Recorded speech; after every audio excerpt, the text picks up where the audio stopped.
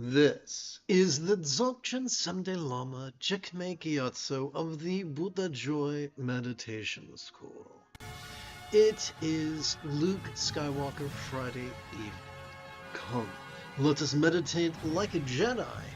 After our opening chant, we'll begin with Pure Golden Ore, composed oh so many centuries ago by Prahe Vajra of the Swat Valley, known as Gaurab Dorje in Tibet, or to those in Tibet. Together. Oh yes, let us chant from our diaphragm. The easiest way to ensure that is for us to touch each thumb to its ring finger and then rest each wrist upon its corresponding knee.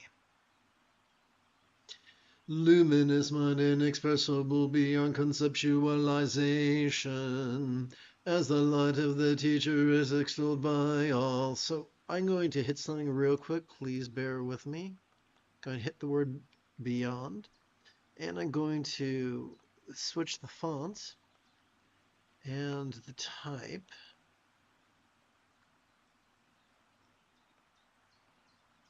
There we go. Luminous mind inexpressible beyond conceptualization, as the light of the teacher is extolled by all, as the heart of experience is like gentle prince, which is an archetype of insight and letting go. Resting in the spontaneous pleasure of effortless great completion. So the word spontaneous in this context need to hint at what it means. I'll do that by changing the font and the type. So spontaneous in this context refers to whatever we notice, vulnerably, passively, viscerally, randomly, and fleetingly. Whatever cartwheels across the stage of our mind.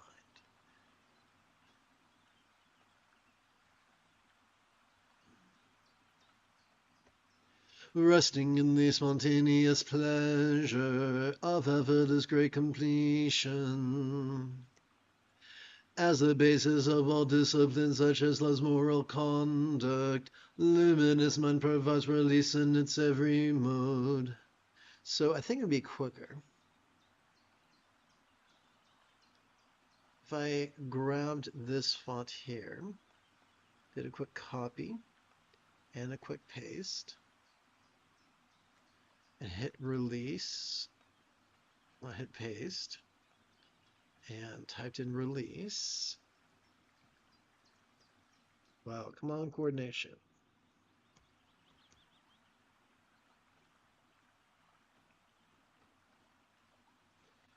Luminous mind provides release in its every mode. It is like a Buddha's mother and the universal path. Without it, Buddhahood could not be accomplished. With it, we are the way of supreme liberation.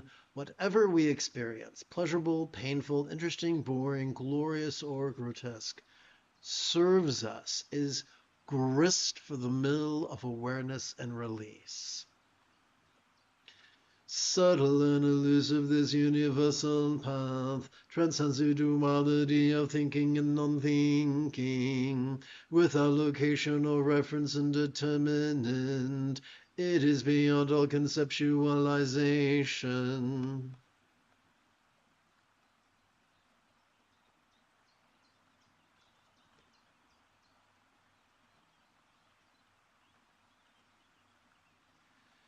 Unutterable, it has no color or shape and no sensory field. Intangible and inscrutable, it is inexpressible. However, whoever follows that path of the ancient ascetics becomes sick from attachment to that contrivance of active focusing. That rigid interpretation of the teacher's instructions is experienced as an arduous quest, as they chase a stream of beliefs and concepts as if pursuing a mirage. But this complete modality cannot be indicated by mere words. Few things can. No one can describe the flavor of a ripe organic strawberry. You have to experience it. Similarly, we do not need to believe in meditation. We do not need to theorize about meditation. We simply need to practice viscerally cooperating with the awareness latent within each inhalation and the relaxation accessible during each exhalation. Let's continue. And any grasping at so-called true doctrine makes a travesty of Vajrasattva, the archetype of simply noticing and relaxing. Purity and impurity is one inseparably mixed. Pristine awareness as well as bewilderment are indivisible. This lap of unimpeded clarity, free of conceptualization, along with obstinate befuddlement, in and of themselves each free powerful meditation. This eye of direct insight, seeing directly, sees merely an empty nothing, yet it is called the Buddha eye of omniscience. So know the empty nature of vastness without center or boundary, for here lies undiscriminating, powerful non-duality.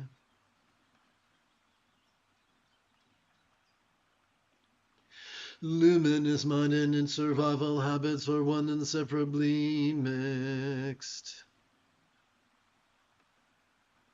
All manifested experiences are merely generated by mind, and shyness are dormant, neither accepted nor rejected. So simply let it be and enjoy.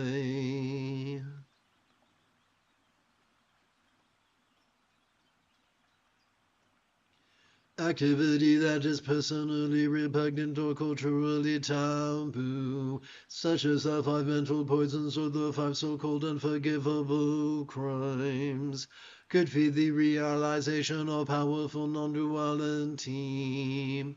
For on this path of Hatha Yoga's purification, nothing is rejected, not even sex.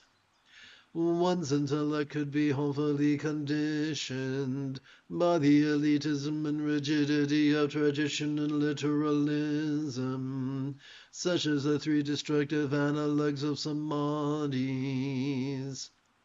Focusing awareness, chasing bliss, and forcing visualizations of love.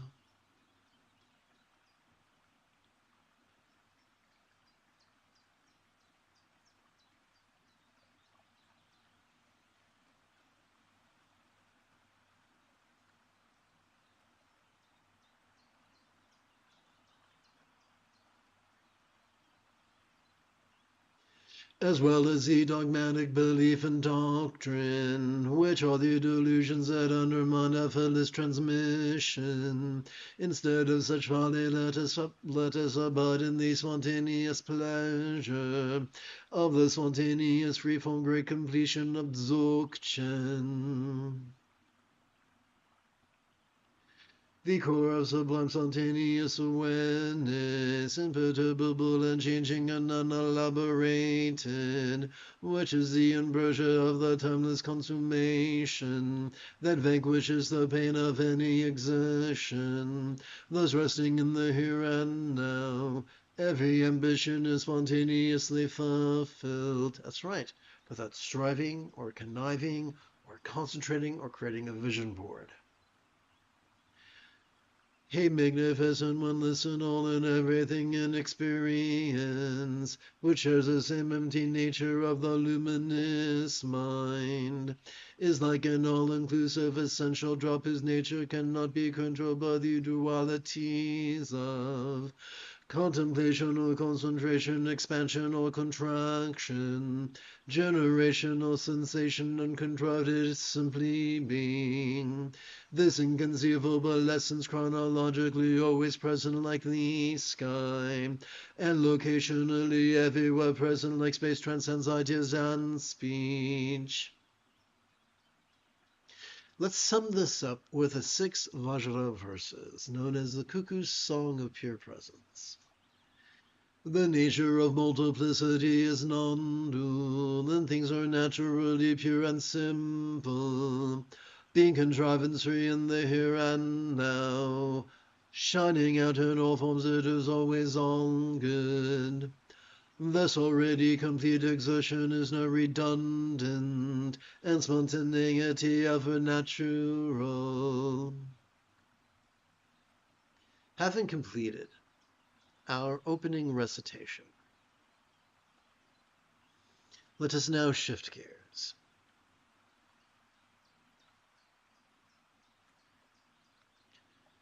For the remainder of this evening's live stream, let us sit and breathe and notice and relax. In harmony with the natural working of our sympathetic and parasympathetic nervous systems.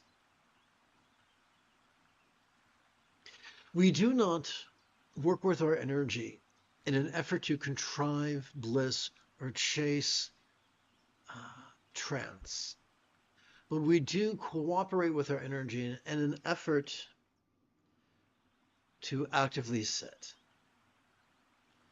Let us therefore begin by gently inviting our real or imagined subtle energy to coalesce at the crown of our head. We'll use 2 methods. First, we will breathe in cooperation with various parts of our body. For instance, as we feel air enter our nostrils, we can remember to silently and mentally recite the verb noticing. And as we feel air exit our nostrils, we can remember to silently and mentally recite the verb relaxing. Now listen, this is super important. Do not actively concentrate on your nostrils. If you do, you will exhaust the medial dorsal lateral cortex and trigger your amygdala, the seat of anxiety and aggression. Instead, we're going to treat our nostrils the way a piano student treats a metronome on the bookshelf, clicking away. The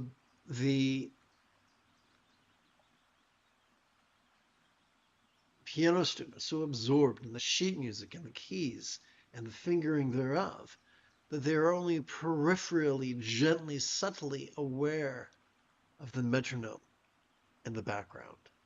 That is exactly how we're going to treat our nostrils. The second method we're going to use concerns our fingers, specifically our index fingers. Let us use the tip of our left index finger to support the lower knuckle of our right index finger, palms up in our lap.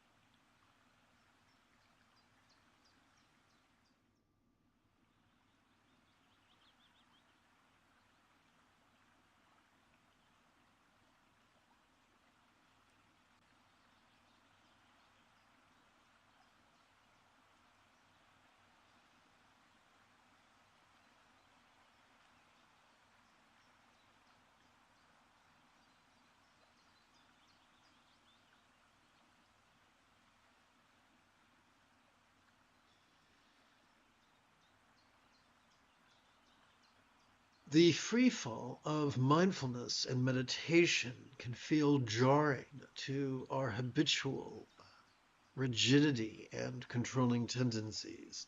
Therefore, it could be beneficial to play with a variation of Bengali crease counting. Let us consider the fingers or digits of our left hand.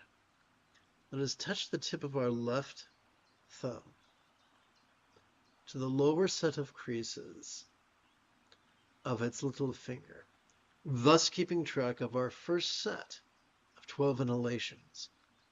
We shall use the digits of our right hand to count those 12 inhalations.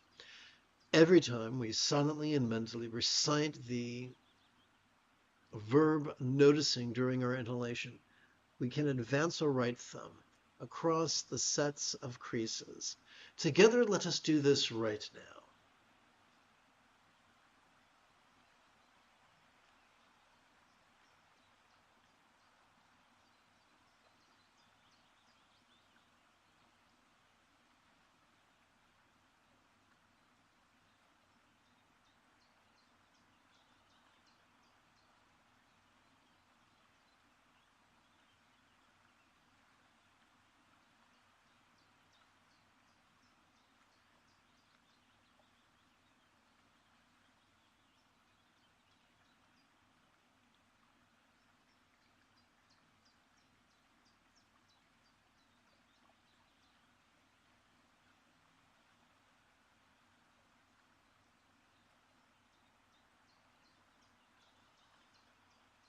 Having run out of sets of creases on our right hand, it's time for us to advance our left thumb to the next set of creases. And so hopefully you get the visceral idea, or the visceral feeling of how we can count 12 sets of 12 inhalations each, which takes about 12 minutes. What do you do if you want to meditate for longer than 12 minutes? Well, then you can move the tip of your index finger to the middle set of knuckles on the right index finger and begin gathering an additional collection of 12 sets of 12 inhalations.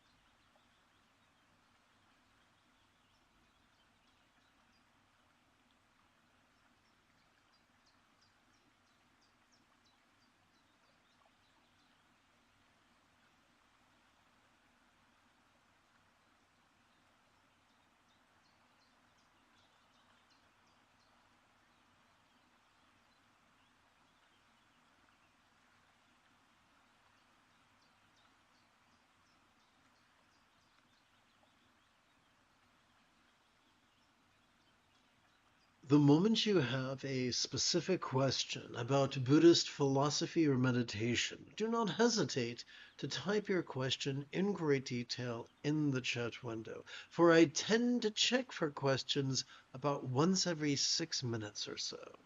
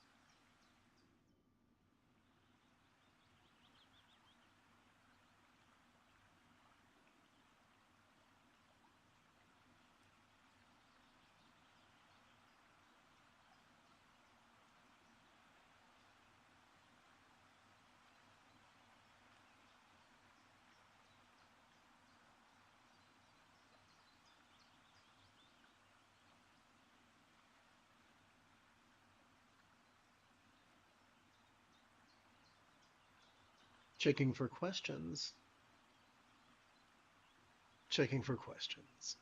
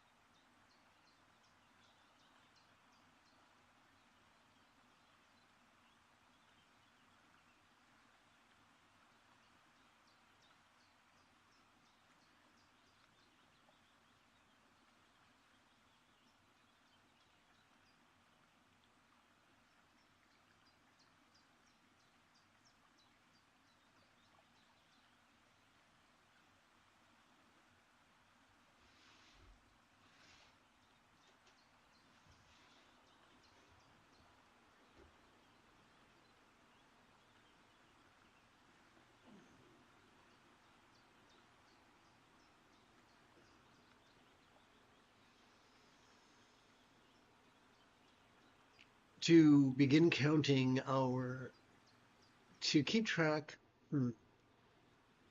to gather our second collection of 12 sets of 12 inhalations, let us slide the tip of our left index finger to the second knuckle of our right index finger. Once again, palms up in our lap.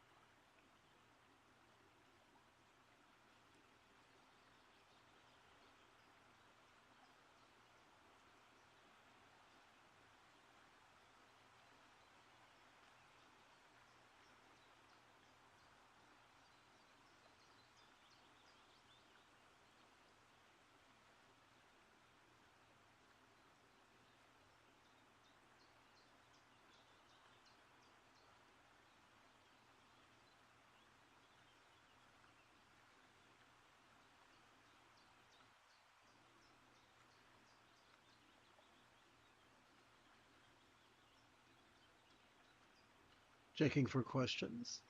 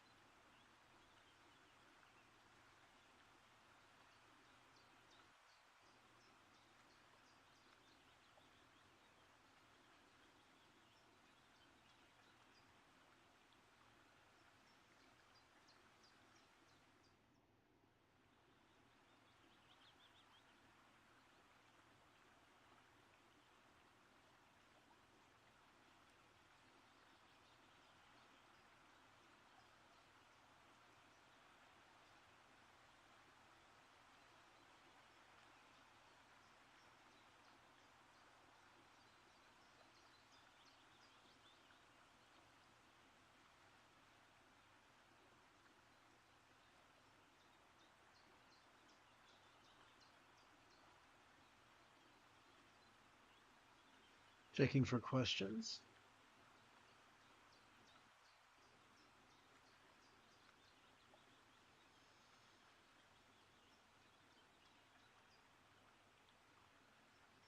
Let us energetically switch gears. Let us use two methods to gently invite our real or imagined subtle energies to coalesce in our chest. We'll begin by adjusting our respiratory frame of reference. Every time we feel our chest swell as we breathe in, let us silently and mentally recite the verb noticing. Every time we feel our chest subtly sink as gently we exhale, let us silently and mentally recite the verb relaxing.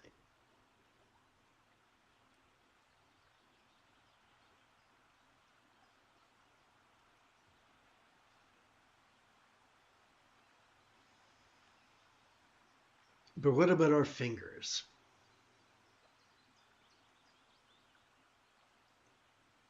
Instead of using our left index finger, let's use our left middle finger to support the lower knuckle of our right middle finger, palms up